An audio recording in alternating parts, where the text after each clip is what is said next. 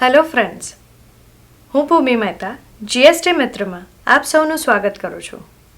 આજે આપણી સાથે જીએસટી મિત્ર અક્ષત વ્યાસ ફરી ઉપસ્થિત છે.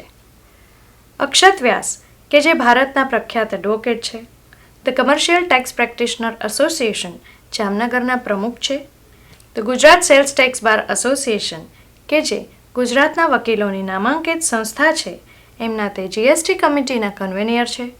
આ ઉપરાંત એમણે ઘણા ટેક્સ વિષયક પુસ્તકો, ન્યૂઝપેપર્સમાં આર્ટિકલ્સ અને વક્તવ્યો પણ આપ્યા છે. એમણે ટેક્સ વિશે ઘણા લોકોને માર્ગદર્શન પણ આપ્યું છે. તો વેલકમ અક્ષતભાઈ. નમસ્કાર. આજે આપણે અક્ષતભાઈ પાસેથી જીએસટી મિત્રોના પ્રશ્નોની ચર્ચા કરીશું અને જીએસટી વિશે વધુ ઊંડાણપૂર્વક જાણીશું. આ ઉપરાંત આજે આપણે જીએસટી ઉપરના વધારાના પ્રશ્નો, વિવાદો, ચર્ચાઓ વિશેના વધારાના ખુલાસા અક્ષતભાઈ પાસેથી જાણીશું. હવેનો એક પ્રશ્ન એવો છે કે આપણા જીએસટી મિત્ર બ્રાસ પાર્ટના ઉત્પાદક છે. અગાઉ વેટના કાયદા હેઠળ એમના માલ ઉપર 5% વેટ હતો અને હવે જીએસટીમાં આ દર 28% છે. તો આ વધારો કેટલા અંશે વ્યાજબી છે? માત્ર બ્રાસપાટ નહીં, બ્રાસપાટ તો જામનગરને લગતો માલ છે, એટલે બ્રાસપાટ બહુ સારી રીતે ઓળખું છું.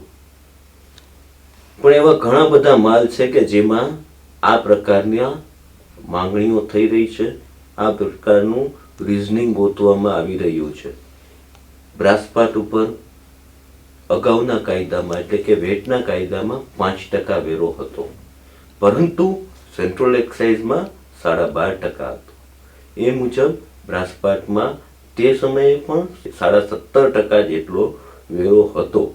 17.5%નું 28% શા માટે થયું એ બાબતનો આપનો વિવાદ હોઈ શકે છે, અને સાચો ખોટો નક્કી કરવાનું કામ સરકાર ઉપર રાખો. જો આપને આપના માલ ઉપરના વેરા દરનો સંતોષ ન હોય તો આપ ચોક્કસ રજૂઆત કરો, પણ 5% થી 28% નહીં. આપની સમજણ આપણો માલ 17.5% થી 28% છે, આ રીતે સરકારને કન્વિન્સ કરાવવાના પ્રયત્ન કરો. સરકાર યોગ્ય જણાશે તો આપના માલ પર વેરાનો દર ઓછો કરશે.